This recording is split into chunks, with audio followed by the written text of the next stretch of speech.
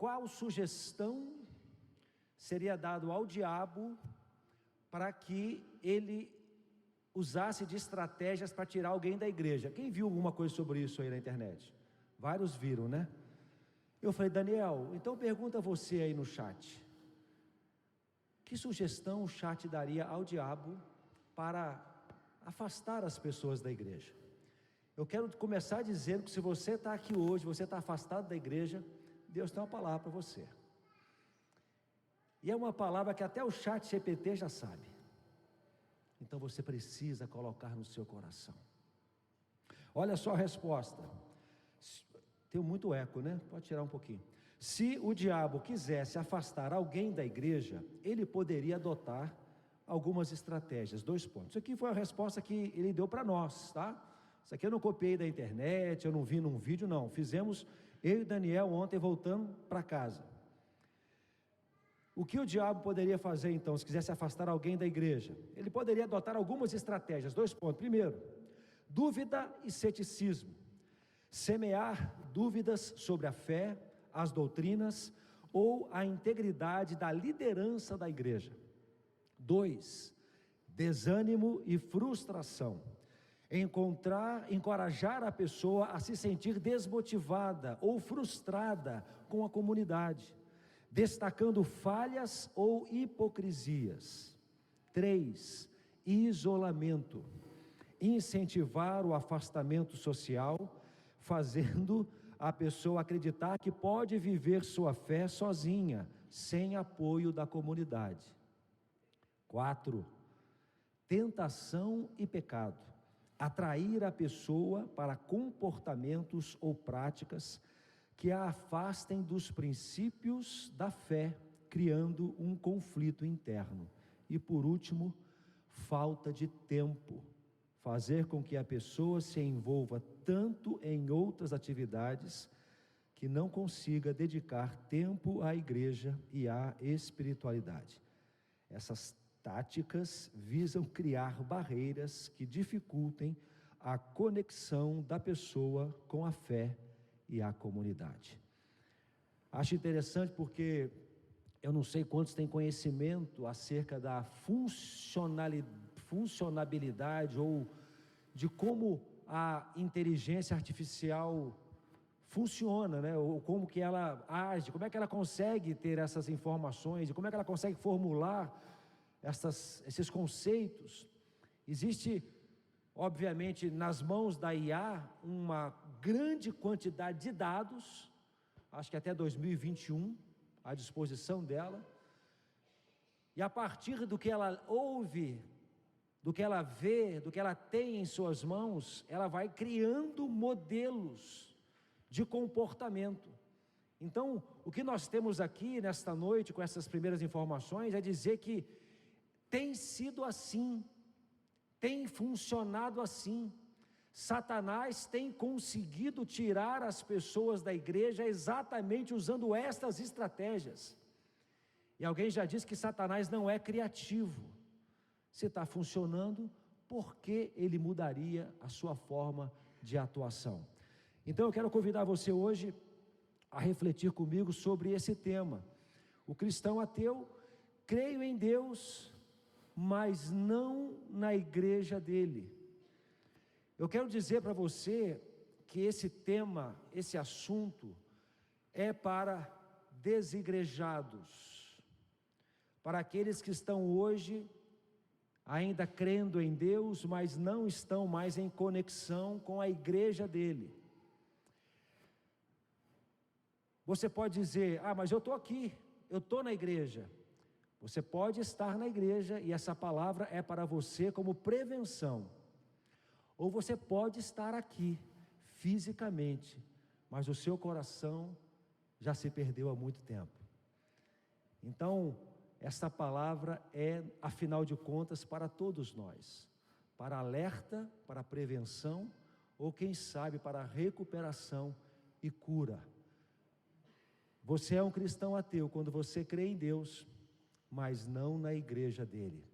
No primeiro vídeo que nós fizemos para divulgar esse culto, essa mensagem, nós trouxemos uma reflexão, e eu quero repeti-la com você aqui. Quem tem filhos aqui?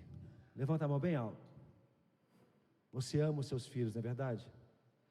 Você gosta que fala mal dos seus filhos?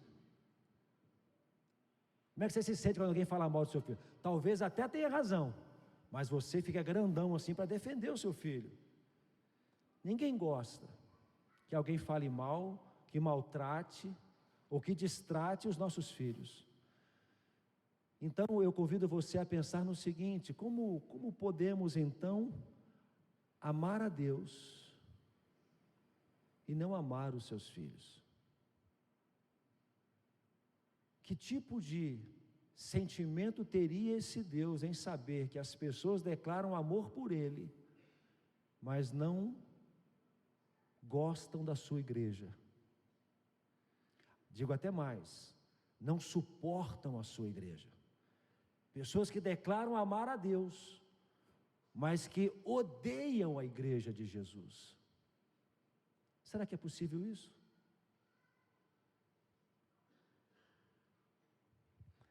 Eu quero trazer algumas frases que talvez já tenha povoado o seu pensamento em algum momento. A gente chama isso de evidência. Evidência de que nós somos cristãos ateus nesse quesito. Amo a Deus, creio em Deus, mas não creio na igreja dele. A primeira evidência talvez possa ser declarada com essa frase: a igreja me machucou. Quem já ouviu alguém falar essa frase aí? Pode levantar a mão. Se foi você fica com ela baixa por enquanto. Guarda para você. A igreja me machucou. Como é comum a gente ouvir isso? A igreja me machucou. Parece que a igreja é uma organização sanguinária que machuca as pessoas. Vou dar um spoiler. Quem é a igreja? Nós. Na semana passada nós ouvimos aqui o pastor Wagner lembrando a gente que a igreja não é o prédio. Irmãos, você sabe que tem pessoas, membros dessa igreja, que chegaram a falar: eu pensei que a igreja era o prédio. Verdade? Eu quase não acreditei. Ainda tem gente que pensa que a igreja é o prédio. Isso aqui não é igreja. Isso aqui é um lugar onde a igreja se reúne. A igreja é você, a igreja sou eu. Então quando alguém fala a igreja me machucou, está falando de pessoas. E mais, pode estar falando de si mesmo. Não tenho tempo para a igreja. O desigrejado frequentemente usa essa frase: eu não tenho tempo, a vida é muito ocupada. Eu tenho muitas preocupações, eu tenho muitas responsabilidades, não tenho tempo para a igreja. Lembra, observe que o que nós estamos falando aqui, e é interessante porque eu preparei esse slide para a semana retrasada. E ontem eu perguntei para o chat GPT o que ele sugeriria para o diabo para afastar as pessoas da igreja. E nós vamos perceber que tudo que nós vimos como um compêndio de táticas que Satanás tem usado ao longo dos tempos, é exatamente representado por essas frases. Eu não tenho tempo, ou seja, dê ocupação para eles, dê entretenimento, encha eles de atividades, de responsabilidades fora da igreja, para que não tenham tempo para Deus. Meus irmãos, Deus não pode estar numa prateleira, onde nós pegamos como um perfume, usamos e depois colocamos lá de volta. Nós temos que estar completamente mergulhados em Deus. Não pode ser um acessório que eu uso de vez em quando, mas depois largo para lá. Deus tem que morar em nós, porque essa é a proposta dele. Quando ele disse: eu arrancarei o seu coração de pedra e colocarei nele o coração de carne, onde porei o meu espírito, onde a partir de então possam me obedecer. Não pode ser um acessório, Deus, para você usar na hora do desespero. Ele tem que ser o centro da sua vida. Não tenho vontade de conviver com a igreja. O que nos empurra para esse sentimento? Eu não tenho vontade de conviver com a igreja. É quando nós nos tornamos o quê? Diferentes demais. Não há mais espaço, as pessoas não me olham mais do mesmo jeito. E quando eu me torno diferente demais da igreja, é porque eu estou diferente demais do Senhor da igreja. Não preciso da igreja, eu tenho podcasts, vídeos, livros, sites de meus pastores prediletos. Nós temos visto hoje, irmãos, o crescimento do individualismo. A pessoa fica em casa, porque de casa resolve todos os seus problemas, com o celular na mão. Não tem mais contato físico, não tem mais troca de olhares, não tem mais calor humano. Por isso que de vez em quando eu peço, olha para o lado e fala para o teu irmão, porque lá na tua casa não tem, lá no teu celular, ouvindo o Luciano Subirá, não tem isso, é aqui, é aqui. Fala com o irmão do lado, que bom que você está aqui, que bom que você escolheu estar, isso aqui é só aqui que tem. Tem gente que não gosta, paciência. Quem sabe lá no céu vai ter toda hora isso. Olha para trás e fala com o teu irmão. Aí você vai falar, puxa, meu Deus, achei que eu não ia ter isso aqui. Bem que o pastor avisou. O individualismo. Nós vimos também aqui, no ChatGPT. O individualismo está afastando as pessoas da igreja. Eu sou a minha própria igreja. Eu sou o meu próprio Deus. Eu crio as regras, eu crio as normas. Eu defino os pilares que vão sustentar a minha vida. A igreja não é relevante na minha vida. Nós temos que lembrar que a comunidade de fé, meus irmãos, é o lugar onde a gente divide o nosso tempo, compartilha nossas necessidades, ajuda uns aos outros, a gente cuida um do outro aqui. É para isso que nós estamos reunidos aqui, meus irmãos. Deus não fez você para si mesmo, não foi Deus quem inventou o espelho. Você foi feito para olhar o outro. Aí nós inventamos o espelho, começamos a olhar só para a gente. É na comunidade de fé que a gente aprende a ajudar o outro e aprende a depender do outro. Por isso que você vir para cá, você entrar e você ir embora sem falar com ninguém, não é legal. Você não está entendendo isso direito. Você vir para cá só à noite, para o culto, não participar da escola bíblica, quando todo mundo toma café junto, conversa, bate papo, não é legal. Você tem que participar da escola bíblica. Por isso que é legal você não estar numa célula. Por que você não está numa célula ainda, gente? Quem está numa célula aqui, levanta a mão. Olha quanta gente de mão abaixada ainda. A maioria levantou a mão, mas você que está de mão abaixada, quero te falar, você precisa de uma célula. Porque célula é bom demais. Quem é da minha célula? Levanta a mão aí, da minha célula. Olha aí, os homens mais bacanas aí, ó. Até a mulher levantou a mão, você é da Letícia, por favor. A gente é amigo, a gente come junto, a gente ri junto, a gente chora junto, a gente se ajuda. Eu conheço esses caras, eles me conhecem. Na minha célula eu vou de bermuda, eu vou de chinelo, bem à vontade, porque nós somos brothers, manos. Aqui eu vou embora, eu não falo com a maioria dos homens que estão aqui. Então você precisa encontrar uma célula, para você entender a relevância da igreja na sua vida, e a relevância da sua vida para a igreja, porque lá na célula você abre a sua boca, e você compartilha as suas vivências, e você abençoa o outro. Lá na célula você abraça o irmão, a irmã, você ora e chora com ela. Aqui isso não acontece, não dá para fazer isso aqui. Então a relevância da igreja, e a sua relevância para a igreja acontece num pequeno grupo. Então não é legal você se privar dessa experiência. Outra evidência, última evidência. Sinto-me pressionado quando estou na igreja. Talvez você está pressionado agora. Pode ser. E aí fica chato vir à igreja.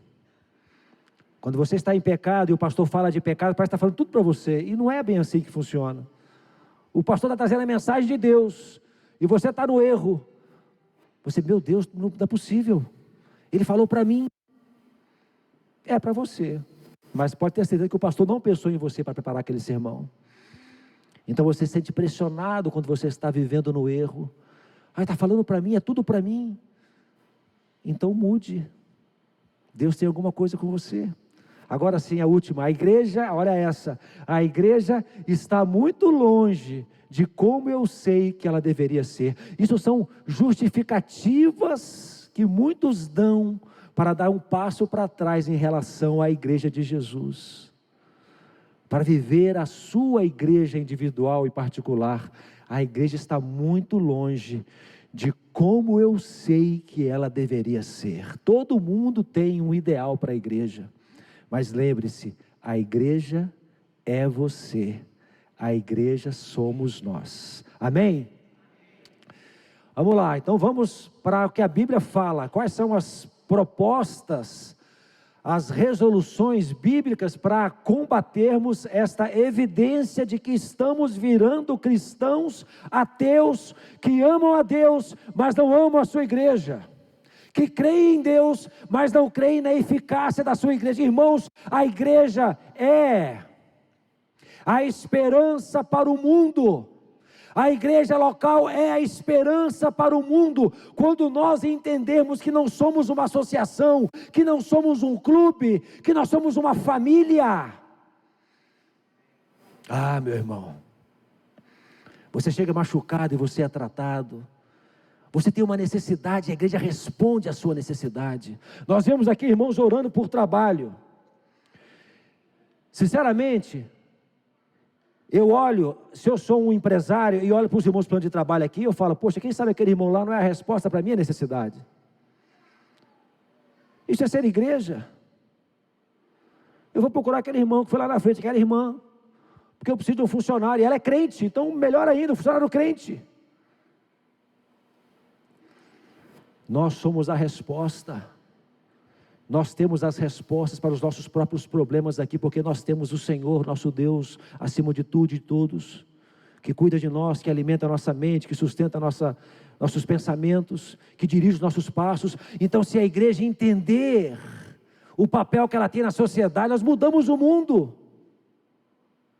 Se cada um de nós der um testemunho eficaz, eficiente no seu trabalho, na sua escola, na sua faculdade, for honesto, for íntegro, se você for sábio nas resoluções dos problemas da sua empresa, glorificando a Deus em primeiro lugar, nós somos igreja, dando solução para o mundo. Mas se pensarmos que somos só um clube, que a gente vem aqui, ouve uma palavra, canta umas músicas, come um negócio lá embaixo e vai embora, não funciona. Nós temos que entender o papel que cada um tem que cumprir como igreja, porque você é a igreja, e começa aqui. Em primeiro lugar, destrone Satanás dos seus relacionamentos na igreja. Meu irmão, nós não podemos ter problemas aqui entre nós. Nós não podemos ter problemas aqui. Ninguém aqui é santo, nós somos todos pecadores. Nós somos falhos, nós precisamos aprender sobre misericórdia e graça. Misericórdia é quando eu poupo a pessoa daquilo que ela merece o castigo, ela merece uma palavra dura, ela merece uma exortação severa, mas eu na misericórdia, no exercício da misericórdia, eu a poupo disso, isso é misericórdia. Às vezes uma pessoa está tão machucada, ela não precisa de mais alguém para bater nela, ela precisa de alguém para abraçá-la, para levantá-la, para erguê-la, é misericórdia. E graça é quando eu dou, é que ela não merece. Ela não merece, mas eu vou dar, porque foi isso que nós recebemos do Senhor, a salvação. Ninguém merece ser salvo aqui, meu irmão. Então nós precisamos resolver nossos problemas internos. Sabe quando você chega em casa e fica sabendo que os seus dois filhos estão brigados? O que você faz? Brigaram. O que você faz? Fala para mim. Os dois filhos estão brigados, você chegou em casa, o que você faz? Chama os dois e fala assim, o que aconteceu? O que você fez? Falou isso, não sei o que de mim, por quê? Porque eu puxei o cabelo dela, não sei o quê. Pede desculpa. Não é assim? Pede desculpa. Desculpa. Não, pede direito. Desculpa. E você vai falar o quê? Está desculpado. Não, fala direito. Desculpa, está desculpado. Agora abraça. Não é assim? Abraça. Lá em casa era assim. Fala, eu te amo, meu irmão. Eu te amo, meu irmão. Na igreja também é assim. Presta atenção. Se você cultiva um relacionamento com alguém aqui, um relacionamento de raiva, de rancor, até de ódio, vou falar baixinho para o vizinho não ouvir, até de ódio, Satanás está no trono dos seus relacionamentos. E sabe quem fala com você assim? Vai lá, pede perdão, abraça ele, perdoa ele. Sabe quem fala? É o Espírito Santo. E se você não está ouvindo o Espírito Santo, você tem um problema muito mais sério que este. Se você se mantém numa posição firme, Satanás está no trono. Posição firme de falta de perdão, de manter o rancor e a raiva, o ódio. Fulano não, façam tudo, só não topo tal pessoa. Você tem um problema. E o Espírito está dizendo, vai lá e resolve essa parada. E se você não está ouvindo, o problema é pior. E se está ouvindo, não está obedecendo, obedeça. Eu trouxe aqui uma ilustração bíblica.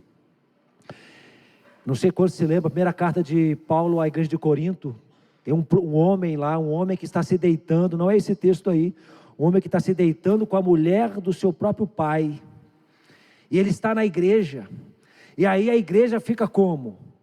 A igreja fica com raiva, fica ali, constrangida com aquilo, e o apóstolo Paulo dá uma ordem, olha, esse homem tem que ser afastado da comunhão, vou entregar ele para Satanás. Olha só, o tipo de problema que tinha na igreja de Corinto. E aqui essa é a passagem de 2 Coríntios capítulo 2, versículos 5 a 11. Olha o que Paulo fala. Não exagero quando digo que o homem que causou tantos problemas magoou não somente a mim, mas até certo ponto a todos vocês. A maioria de vocês se opôs a ele, isso já foi castigo suficiente. Agora, porém, é hora de perdoá-lo e confortá-lo. Do contrário, pode acontecer dele ser vencido pela tristeza excessiva. Peço, portanto, que reafirme seu amor por ele. Eu lhes escrevi daquela forma para testá-los e ver se seguiriam todas as minhas instruções. Se vocês perdoam esse homem, eu também o perdoo. E quando eu perdoo o que precisa ser perdoado, faço-o na presença de Cristo em favor de vocês, para que Satanás não tenha vantagem sobre nós, pois conhecemos seus planos malignos. Paulo está falando assim, resolva isso agora.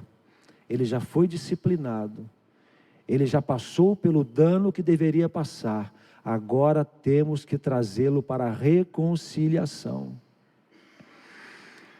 Esse tem que ser o Espírito que rege a igreja de Jesus, o Espírito da reconciliação. Esse é o nosso ministério. Então nós precisamos, se alguém te machucou, meu irmão, alguém te magoou, você tem que buscar essa reconciliação. Olha esse texto, por isso o Filho de Deus veio, para destruir as obras do maligno. Quando nós resolvemos nossos problemas internos, até alguém que pecou contra nós ou contra a igreja, perdoamos, os reconciliamos, nós destruímos as obras do diabo, porque a obra do diabo é esta, que continue havendo o conflito, que continue havendo a dissolução, que esta pessoa continue fora da comunhão. Segundo lugar, irmãos, não vá mais à igreja, seja a igreja. Seja a igreja. Existem dois posicionamentos muito claros na igreja. Tem os que são produtores e os que são consumidores. A visão de ir à igreja é a visão daquele que sai de casa para, deixa eu ver como é que vai ser o culto lá hoje, deixa eu ver se Deus tem uma palavra, deixa eu ver como é que vai ser o louvor. Você vai à igreja como quem vai para ser servido, é o consumidor. Ele chega aqui, ele fala, nossa, esse ar não está legal, esse ar tem que dar uma, puxa, a pessoa não se toca, que tem que abaixar a temperatura, está quente, né? Nossa, deixaram um copo lá no palco. Ai, que absurdo, como pode começar um culto com um copo de plástico lá em cima do palco? A pessoa chega reclamando, você não tem lugar, queria ir para a galeria, o pastor não abre a galeria. Queria ficar na galeria, fica mais à vontade, né? Despojadão lá na galeria. O som não está legal. Não gostei do som hoje. Não gostei da mensagem do pastor hoje.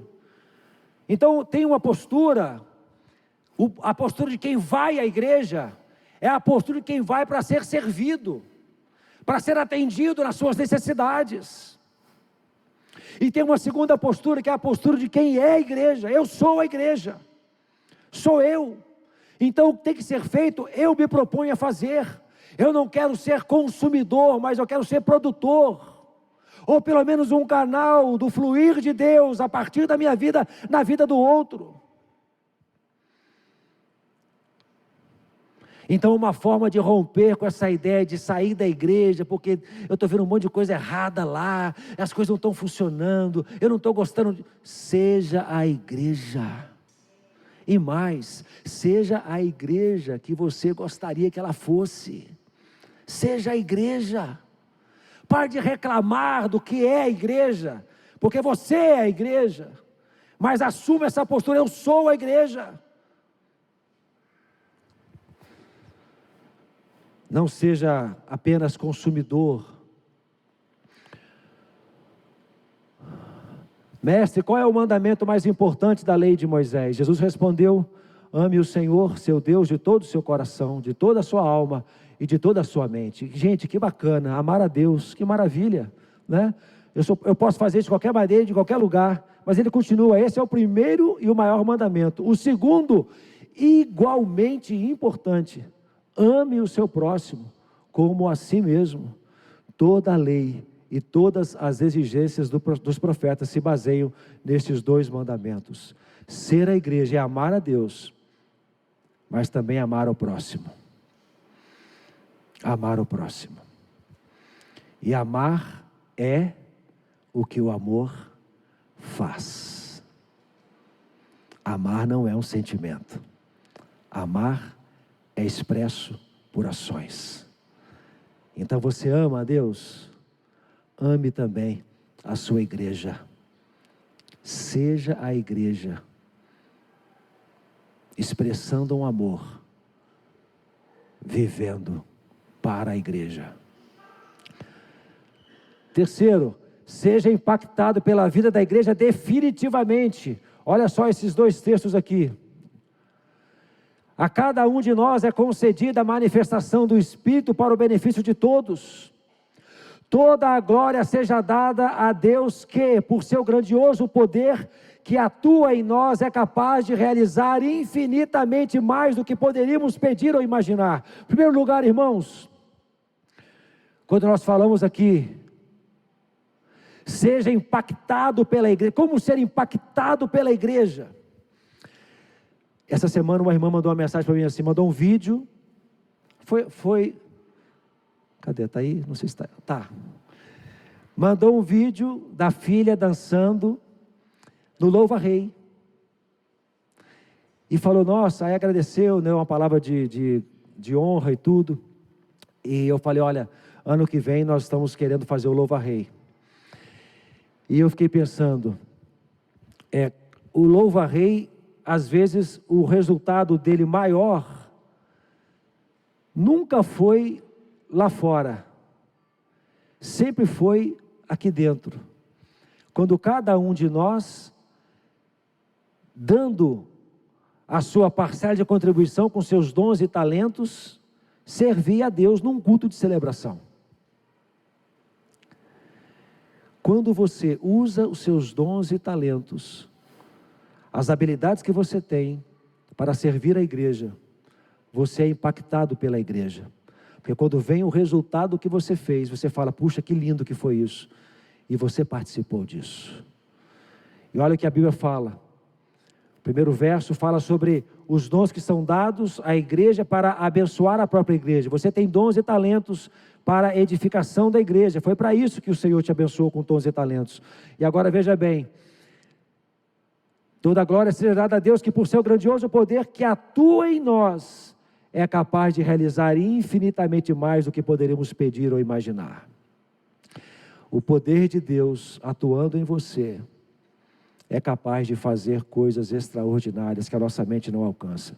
Então, meu irmão, para vencer a inércia, o desânimo, para vencer o desejo de ser um cristão ateu, que ama a Deus, mas não se relaciona com a igreja, não quer a igreja dele, disponha-se a ser usado por Deus através de seus dons e talentos, enquanto você tem tempo. Quarto lugar, coloque a igreja em um lugar importante em sua vida. Atos capítulo 2, 42 e 47.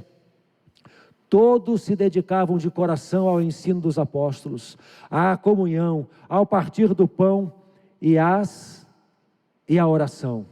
Havia em todos eles um profundo temor, e os apóstolos realizavam muitos sinais e maravilhas. Os que criam se reuniam em um só lugar e compartilhavam tudo o que possuíam. Vendiam propriedades e bens e repartiam o dinheiro com os necessitados. Adoravam juntos no templo diariamente, reuniam-se nos lares para comer e partir o pão. E partiu o pão com grande alegria e generosidade, sempre louvando a Deus e desfrutando a simpatia de todo o povo. E a cada dia o Senhor lhes acrescentava aqueles que iam sendo salvos. Coloque a igreja num lugar importante na sua vida, meus irmãos. Coloque. Eu tenho falado aqui com a igreja, sempre que eu tenho oportunidade de falar sobre esse assunto. Pais, não tem problema nenhum você gastar a sua vida com muitos compromissos na igreja. Não tem problema nenhum. Eu me lembro que a gente tinha ensaio quase todo dia. Tinha reunião disso, reunião daquilo. Tinha que vir para a igreja sábado de manhã, sábado à tarde, domingo de manhã, antes da EBD, na EBD, depois, à tarde. Alguém pode falar assim: pastor, cuidado com esse ativismo. Eu nunca vi ninguém morrer de trabalhar para Deus. Eu nunca vi. Mas eu estou vendo pessoas morrendo de inanição espiritual toda semana, porque cruzaram os braços na igreja. Então, meu irmão, para vencer essa evidência de que você é um cristão ateu, que está se afastando da comunhão, gaste a sua vida com as coisas de Deus. As outras coisas, é verdade, elas vão ser acrescentadas, acredite nisso. Deixa o seu filho vir para o ensaio do pandeiro, ensaio do teatro, ensaio do vocal, ensaio do instrumental, ensaio não sei o quê, deixa ficar na recepção, deixa trabalhar no som, deixa.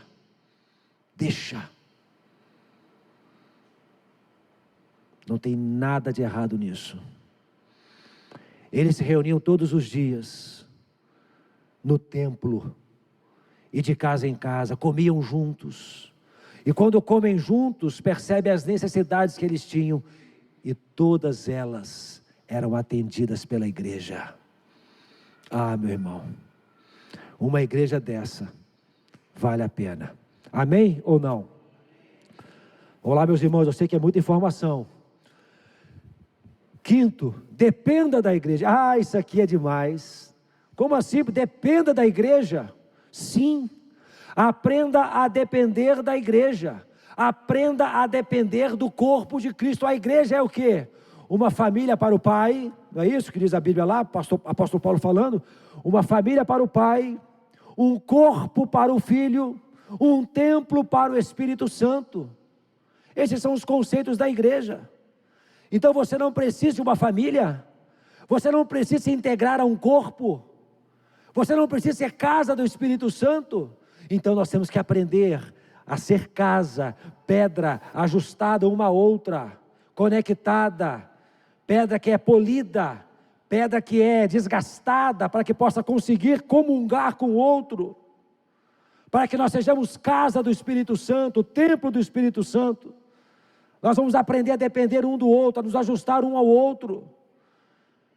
Aprenda a depender da igreja. Olha o que a Bíblia diz, muitos textos. Assim é também como o corpo de Cristo, com o corpo de Cristo. Somos membros diferentes do mesmo corpo, e todos pertencemos uns aos outros. Então cuidado com esse pensamento demoníaco, diabólico, mundano, pervertido e atual, de que você não precisa de ninguém. É isso aqui, ó. Eu não preciso de ninguém. Eu não preciso mais do caixa do banco. Eu não preciso mais de office boy. Eu não preciso mais ir à igreja. Eu não preciso mais comprar uma vitrola. Ou um som mais moderno. O diabo quer que você pense que você não precisa de ninguém. Às vezes um núcleo familiar bem resolvido pode pensar que não precisa de ninguém. Na minha casa nós somos bem resolvidos. A gente se ajuda. Mas eu estimulo os meus filhos a aprenderem a confiar e depender nas outras pessoas. Porque a Bíblia diz que nós pertencemos uns aos outros. Portanto, confessem seus pecados uns aos outros e orem uns pelos outros para serem curados. A oração de um justo pode muito em seus efeitos. Meu irmão, não tem problema nenhum você um dia reconhecer que precisa de oração. Talvez tenha aqui na igreja, Letícia, alguém que nunca tenha dobrado o seu joelho num clamor. O que é isso? Você não precisa de Deus para nada, nem de Deus. Alguém que nunca assume num apelo uma carência. Não posso. Isso é vergonhoso. As pessoas olham para mim e podem perceber uma fraqueza em mim. Não tem problema nenhum. Depender de oração de um irmão, do abraço de um irmão, de um sorriso de um irmão, de um afago. Não tem problema nenhum. Se o irmão pecar contra você, fale com ele em particular e chame-lhe a atenção para o erro. Observe a preocupação de Paulo, a preocupação do Evangelho, olha só, do Evangelho em nos instruir com relação à conduta na igreja. Quando alguém pecar, olha o envolvimento da igreja. Chame para ele em particular e chame a sua atenção quanto ao erro. Se ele ouvir, você terá recuperado seu irmão. Mas se ele não ouvir, leve consigo um ou dois outros e fale com ele novamente, para que tudo o que você disser seja confirmado por 2 ou 3 testemunhas. A importância da família no trato com alguém que está em pecado. O cuidado mútuo. Hoje você é médico e você ajuda alguém. Amanhã você é paciente e precisa ser ajudado. Pensemos em como motivar uns aos outros na prática do amor e das boas obras. E não deixemos de nos reunir como fazem alguns, mas encorajemo-nos mutuamente, sobretudo agora que o dia está próximo. Motivar uns aos outros na prática do amor e das boas obras, e não deixar de nos reunir, como é costume de alguns. Irmãos, nós precisamos aprender a depender uns dos outros, uns aos outros, uns dos outros, uns pelos outros. É um dos termos mais populares na Escritura. Você não tem vantagem nenhuma. Você não tem vantagem nenhuma em declarar que não precisa de ninguém. Você está em grande desvantagem, porque na igreja nós somos uma família para o Pai. Nós somos um corpo com muitos membros que dependem uns dos outros para o Filho. E nós somos um templo, uma casa para o Espírito Santo. Por último, olhe para a igreja em seus melhores dias. Eu quero terminar falando sobre isso, meus irmãos, porque a igreja em seus melhores dias definitivamente não será manchete nos jornais. A igreja em seus melhores dias não vai chamar a atenção da mídia.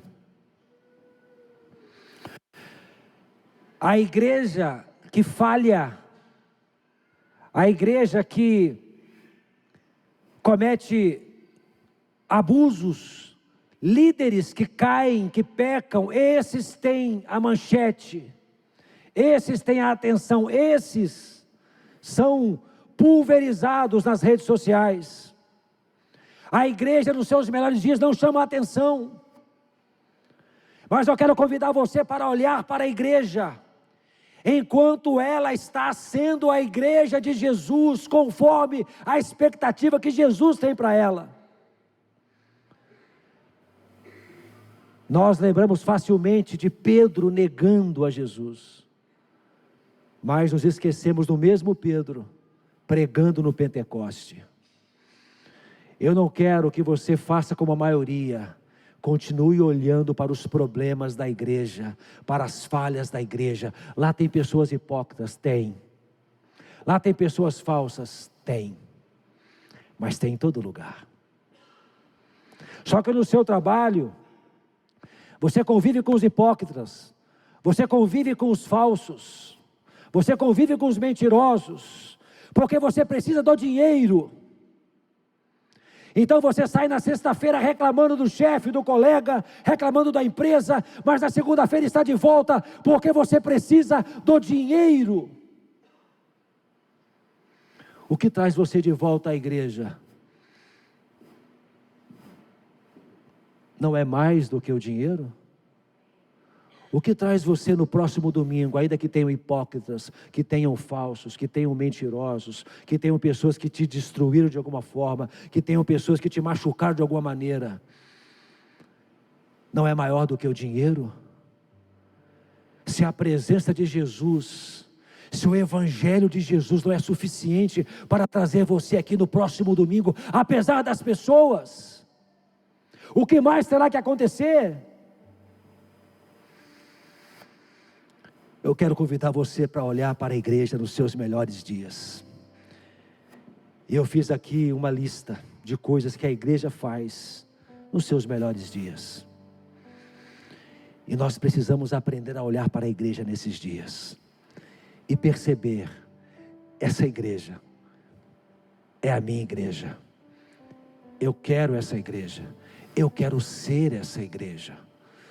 Eu quero cooperar com a igreja para que ela viva muitos dias sendo a melhor igreja do mundo. Porque a igreja sou eu. A igreja não é o prédio. A igreja não é o pastor. A igreja sou eu. Sou eu. A igreja nos seus melhores dias. Sabe o que ela faz? Eu vou dizer.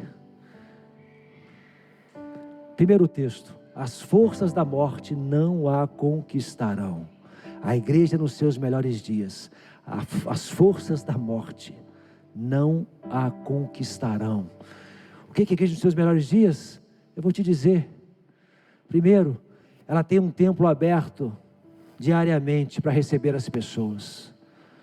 Diariamente. Sabe que igreja que é essa? Essa é a sua igreja. Muitas igrejas estão fechadas todos os dias. Essa igreja está aberta todos os dias para receber qualquer pessoa. E você não tem ideia das pessoas que passam por aqui para pedir uma ajuda qualquer. E todo tipo de ajuda. Ajuda espiritual, oração, dinheiro, trabalho.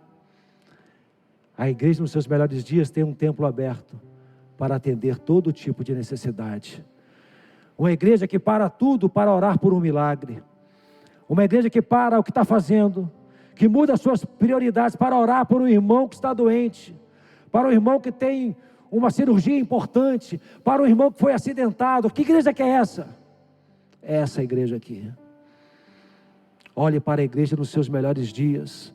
Ora pelos aflitos, crê na cura, recebe os carentes, consola os oprimidos.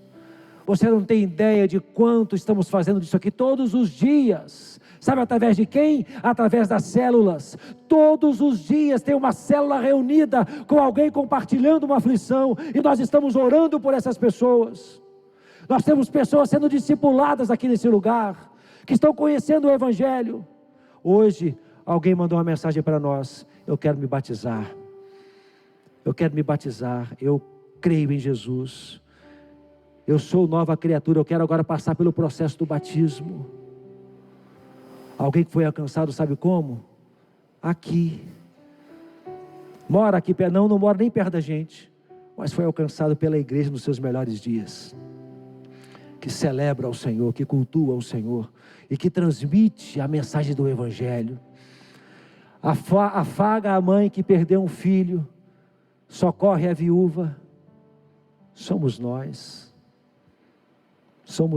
vivendo a igreja nos seus melhores dias. Exorta o jovem que se perdeu, socorre o homem escravo da pornografia. Essa é a PIB Matelândia, essa é a sua igreja. Talvez não aconteceu com você ainda, mas já aconteceu com muitos, e você não sabe. Você continua olhando para aquele líder, aquela pessoa que um dia não olhou para você no seu rosto, que virou a cara para você, que não te cumprimentou. Você continua olhando para aquela circunstância momentânea, que afetou a sua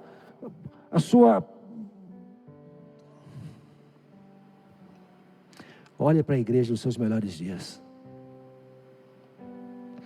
Atende ao casal em litígio. Tem muito casal que está aqui hoje, que já esteve por um fio de se separar. E vocês sabem. Mas a igreja nos seus melhores dias foi socorro,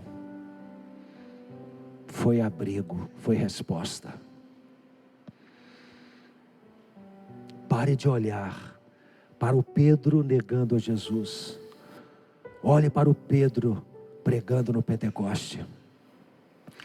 Direcione os pais no cuidado com os filhos.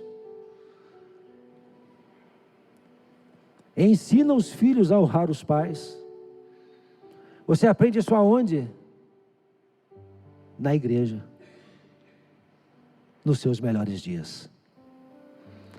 Os domingos pela manhã. A igreja é a igreja nos melhores dias. Quando nos reunimos, várias faixas etárias. Aqui na igreja, eu fico emocionado, porque eu estou há 20 anos aqui. E eu vi o crescimento dessa escola bíblica. Então, quando eu desço essa rua aqui para ir para cima, aquele monte de carro, eu falo, glória a Deus. Nós estamos sendo a igreja nos seus melhores dias. Quando você sai de casa, abre mão do conforto da sua casa, do descanso, das preparações para o almoço de domingo e vem para a igreja, você está sendo a igreja nos seus melhores dias. Eu vou para a igreja. Quando eu vou para a igreja, eu vou para ser a igreja na comunhão com os meus irmãos. Prega e vive a ética, o amor ao próximo, o cuidado entre todos. Somos nós. Recebe o arrependido com misericórdia. Somos nós. Eu sei, meu irmão, que você até não aceita às vezes. A sua carne fala alto e você não aceita. Mas aquele irmão está aqui de novo, mas ele fez isso, ele fez aquilo. A igreja nos seus melhores dias recebe de volta o pecador arrependido. Ensina na EBD, discipula em casa, reúne-se ao redor da Bíblia. Somos nós. Pare de olhar para o Pedro negando a Jesus. E olhe para o Pedro pregando no Pentecoste. É exemplo para os que não têm exemplo em casa, somos nós. Nós temos inúmeros adolescentes e jovens aqui que não tem uma pessoa em casa que teme ao Senhor. Sabe aonde ela aprende, ou ele aprende a servir ao Senhor? Na igreja, em seus melhores dias. Nós somos essa igreja, meus irmãos. E por último, sai das quatro paredes. A igreja em seus melhores dias sai das quatro paredes. Vai a Corbélia, mas também vai aos Achanincas, lá no Acre.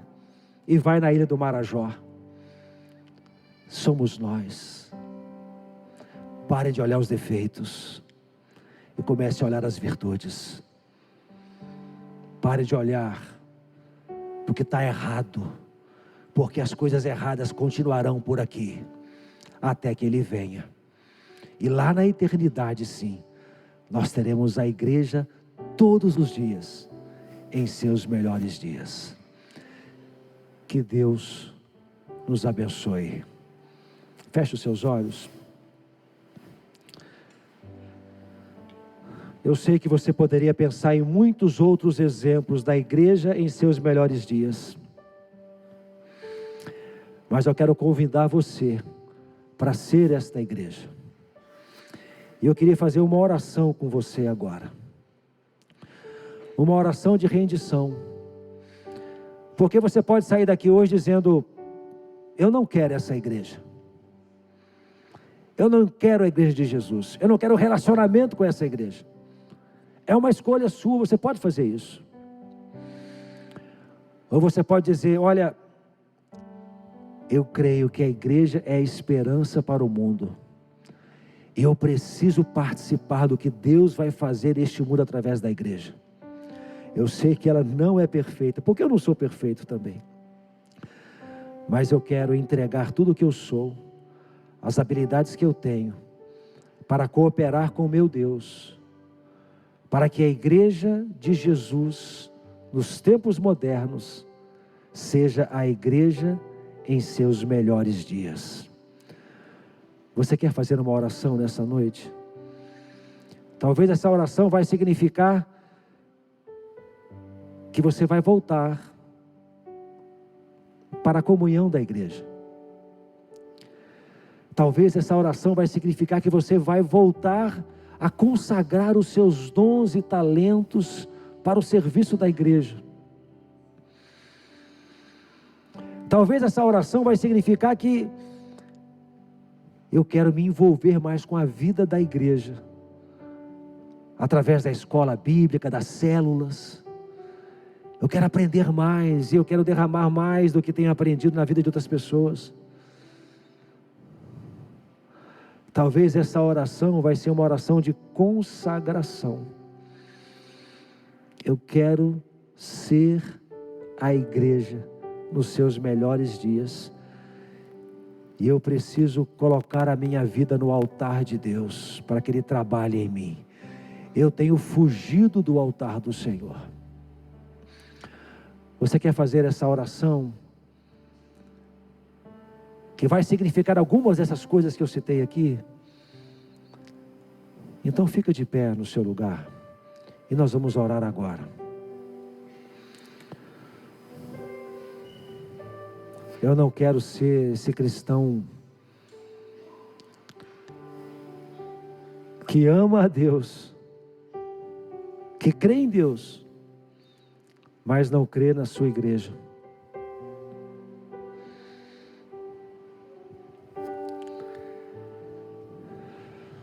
Fique de pé se você quer orar. Você tem essa oportunidade agora. Ó Pai, eu agradeço ao Senhor, porque apesar de mim, apesar do líder que sou e das falhas que tenho, o Senhor tem planos para cada um de nós. Cada um que entrou nesse lugar nessa noite, o Senhor tem um plano para essas vidas.